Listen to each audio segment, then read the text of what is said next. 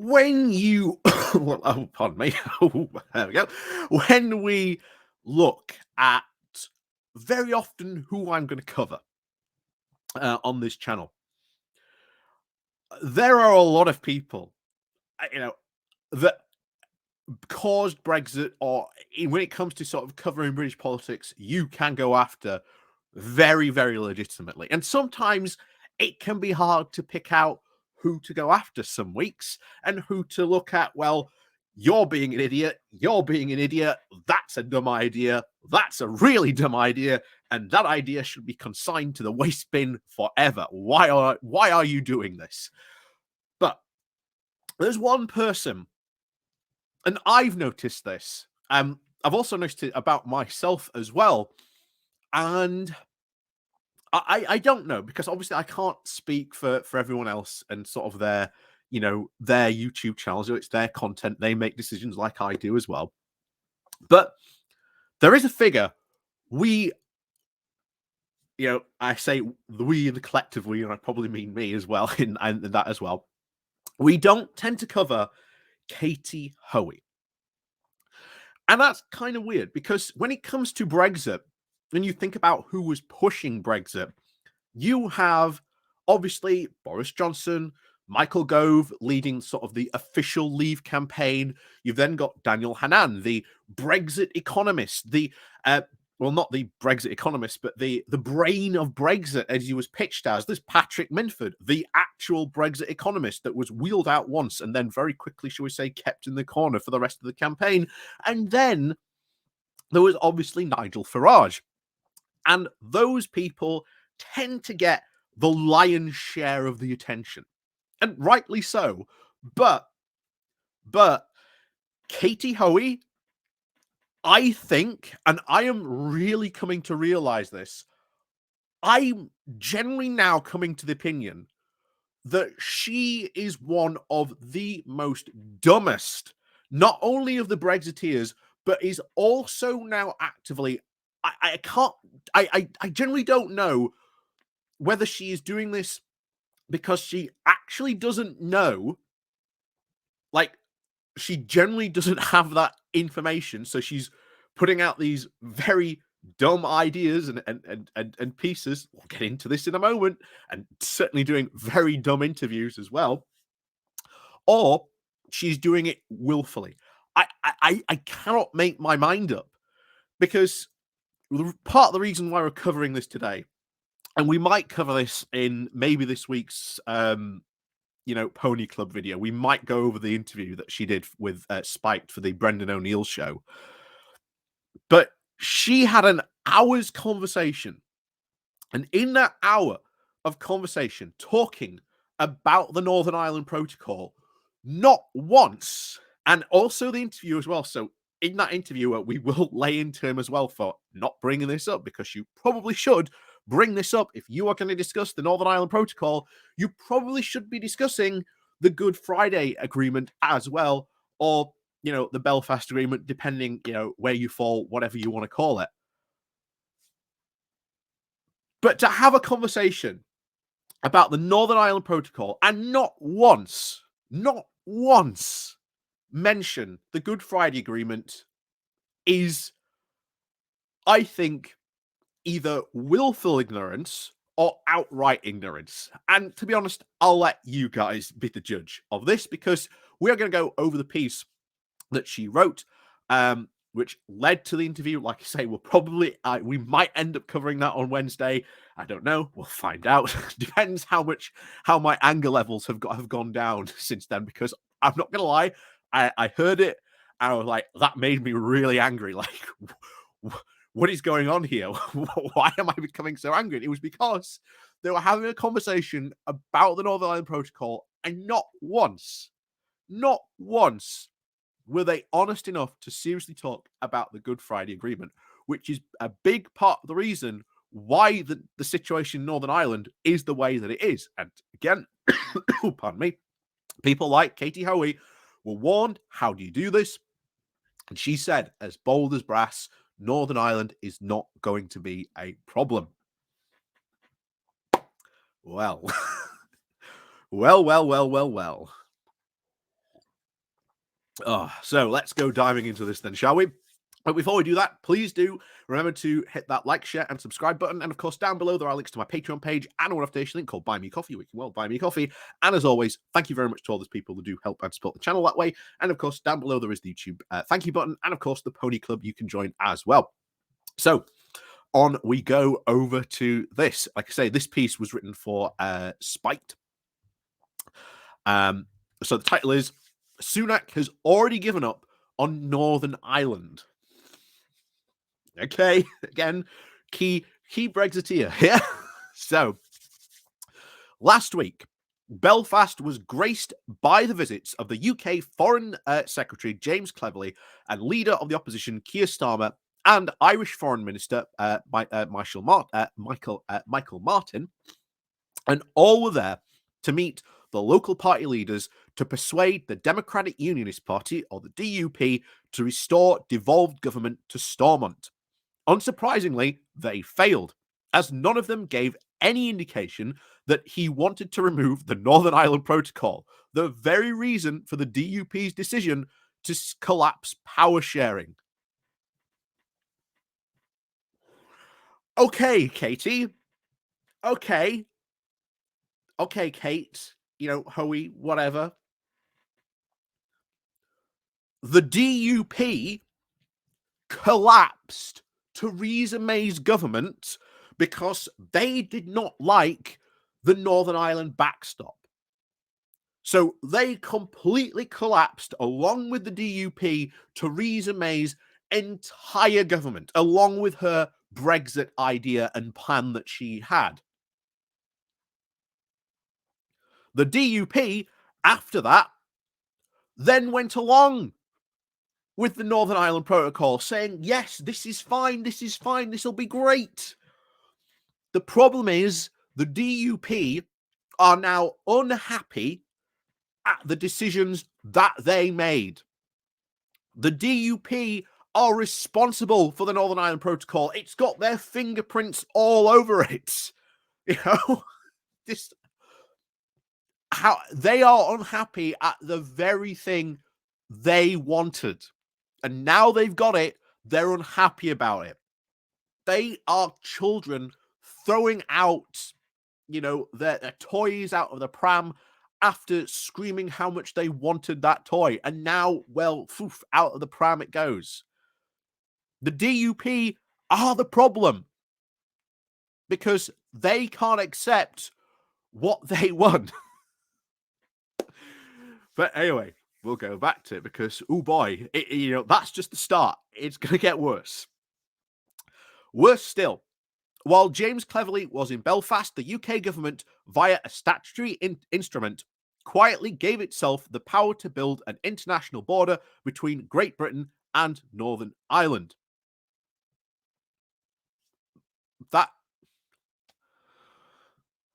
That border has been there. The one that you're talking about is not recent. That is all because of Boris Johnson's deal. The one that would get Brexit done, Katie. One that you and so many other Brexiteers were chomping at the bit, saying, this is it. This is going to deliver Brexit. This is what we've wanted. Oh my God, this is it. This is finally Brexit. We're finally getting it. And now, oh, this is awful. This isn't Brexit. Boris hasn't delivered Brexit. Oh my word. This isn't what we wanted at all. It's the typical Brexiteer argument again and again and again. Brexit is just never enough. They get one thing and they want even more, time and time again. So, this was an extraordinary development. No, it wasn't, because we all knew it was happening. Although it received hardly any attention from the media, what other sovereign country in the world would, at the behest of a foreign power, put a customs border down the middle of its own country? This was the deal that Boris Johnson agreed. Everyone knew this was happening. Everyone knew it. except apparently you, Katie. What? Huh? What? Anyway, Article 64, 1 of the OCR 2017 slash 625 of the regulation of the UK government is seeking to give effect to requires that there be a border control post at the entry into the European Union. By opting to potentially build those ports in Northern Ireland, the government is accepting the principle that Northern Ireland is to be treated as part of the customs territory of the European Union.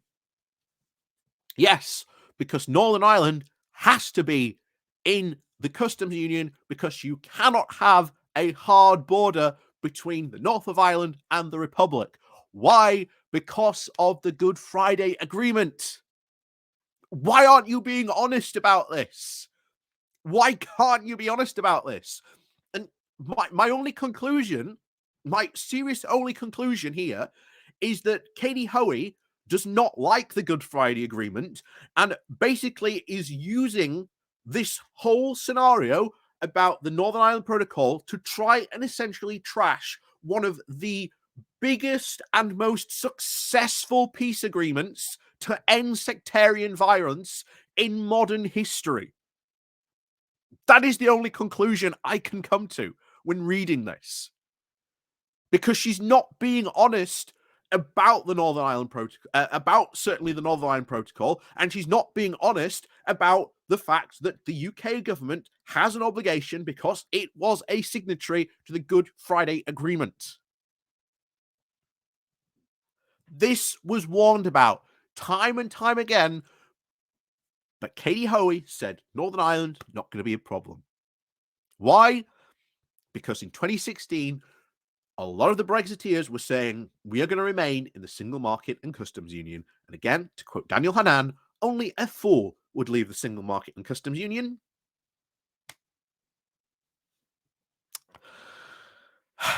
But let's get on with it, shall we? Because it's trust me, this is like a colossal fail burger from it, and it just goes to show you how deeply she just does not understand. But there you go. That's Kate Hoey, to be honest, in a nutshell. This has huge constitutional significance. The UK government continues to pretend it is seeking to restore the constitutional integrity of the United Kingdom, when in fact it is knowingly doing the opposite. But we've said we've got to leave, Northern Ireland in that customs union and single market because of the Good Friday Agreement, because we've already signed another deal years ago, being the Good Friday Agreement, saying that we wouldn't have that hard border there. So your options are to put it in the sea, or where else do we put it then? This is the question we have been asking for years at this point. It is frustrating. So, should we be surprised? No, we shouldn't be surprised. This should surprise no one. We have been talking about this for years on this channel. No one should be surprised. The same government that recently argued in a court that in the protocol-related regulations that the term, quote, UK should be interpreted as meaning Great Britain only, with Northern Ireland treated as part of the EU.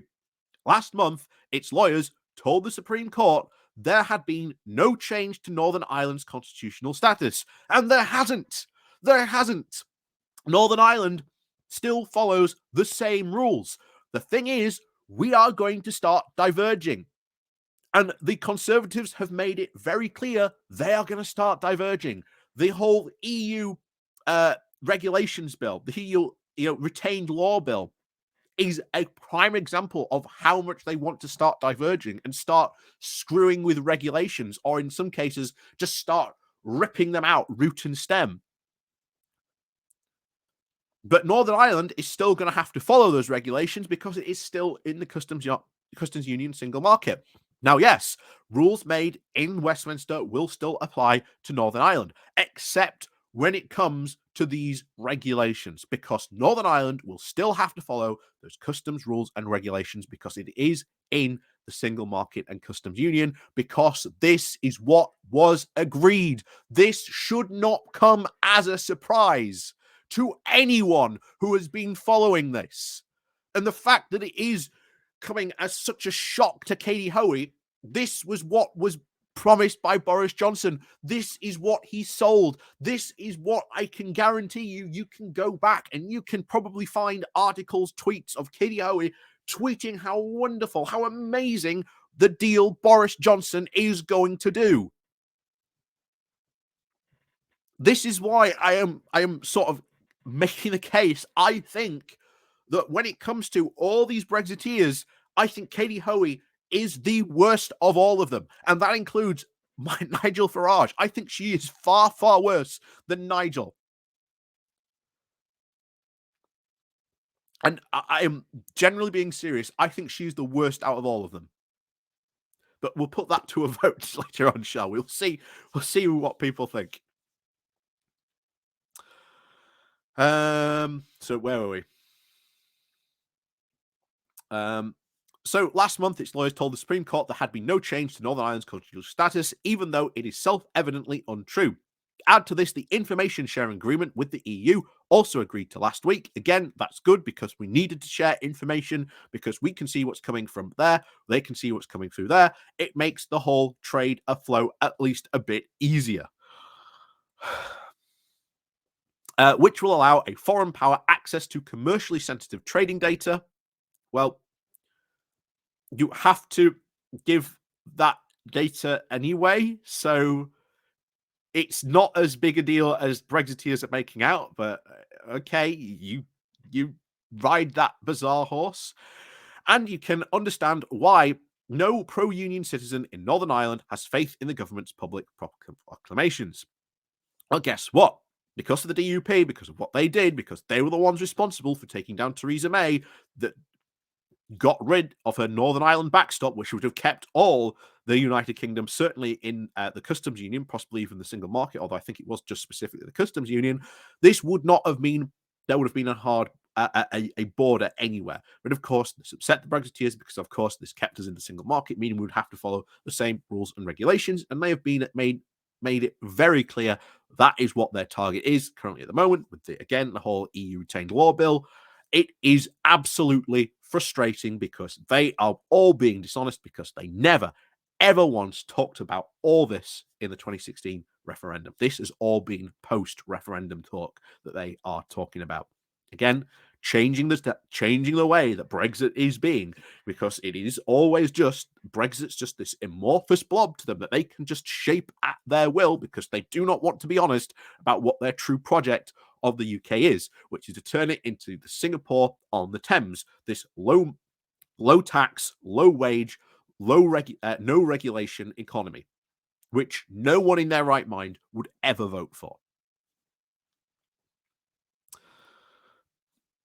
So let's continue this, shall we? The UK government says it is simply taking these new powers in order to implement the so-called Red Lane proposal in its Northern Ireland Protocol Bill, whereby only goods destined for the EU would be subject to checks at the Irish sea border.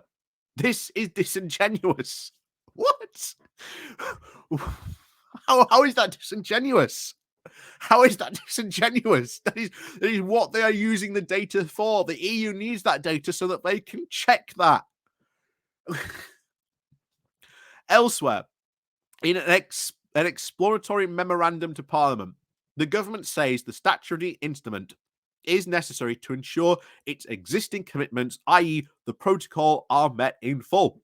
Yes, because that was agreed in the protocol that the UK should be sharing that data, and so will the EU be sharing that data as well. So are you upset that the EU is sharing critical, sensitive trade information?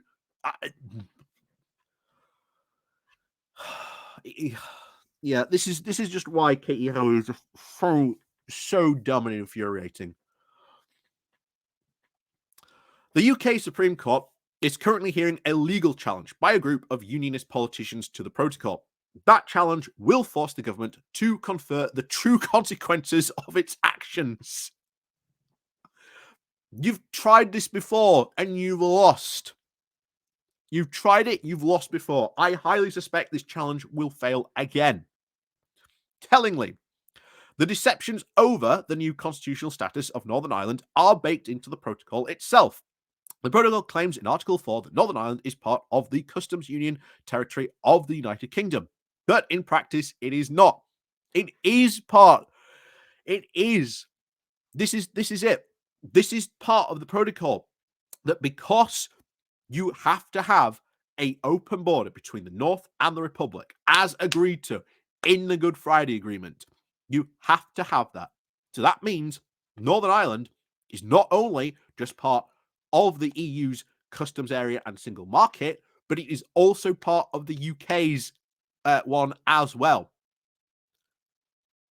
This is what I think is driving Katie Hoey insane. That she can't even comprehend this is the whole thing they agreed to.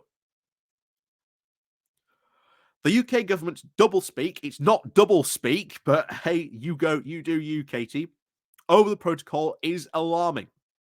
It suggests that the government is trying to pretend that it is committed to removing the protocol when in fact it has no intention of doing so.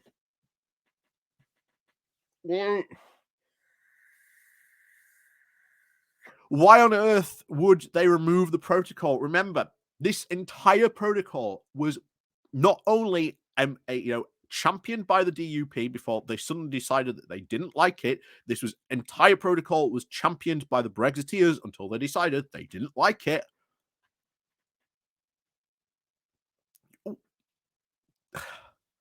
This is reaching such a level of insanity. It is insane.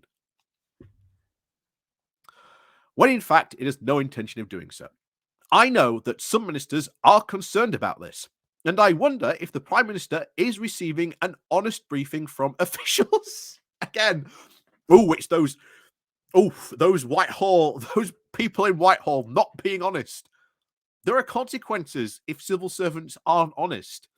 And this is the Brexiteers looking desperately to try and blame anyone else they can but their precious project.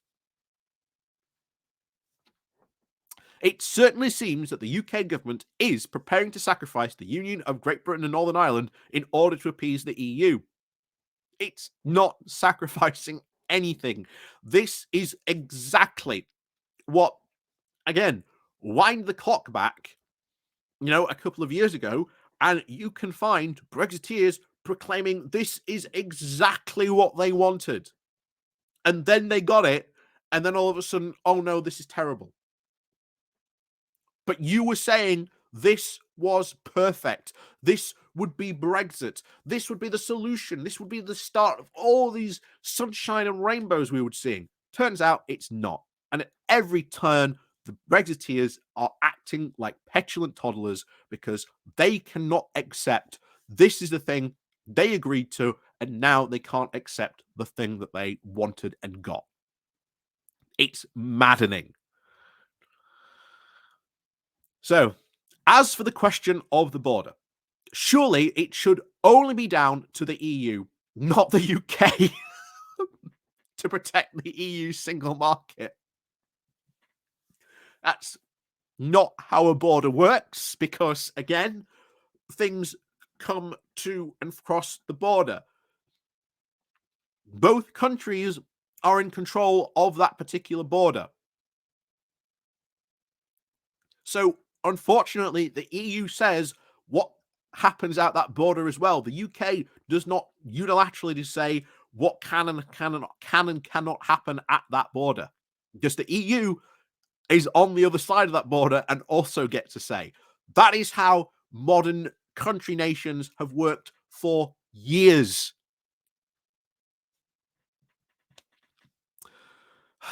We can be good neighbours and watch out for those in other countries, such as the Republic of Ireland. But a neighbourhood watch scheme shouldn't entail locking your neighbour's door for them. The building of a security fence down the middle of your own garden just to make sure your neighbours feel more secure. That isn't neighbourliness. That has no reflection at all, because, again, there are big problems with that analogy, because you have essentially a neighbourhood watch scheme where for years everyone has agreed how this scheme is going to work. And then you've had one house in particular saying, I'm going to leave the neighborhood watch, but I still want to be part of the neighborhood watch scheme, because, I'm worried about the bottom of my garden being, being destroyed by those youthful vandals. I don't know. I don't know what they talk about in neighborhood watch schemes.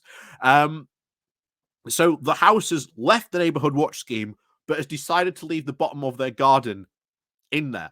And of course, there is a way that, those crafty vandals can potentially slip through. So you've got to now provide your part of what you agreed to when you left to about that, because you still want your bottom of the garden protected. This is the situation. And of course, they're also not talking about, as well, as always, the Good Friday Agreement. Again, I can't decide whether Kate Hoey is being willfully ignorant or just absolutely ignorant. I don't know. You make your minds up. Tell me in the chat down below.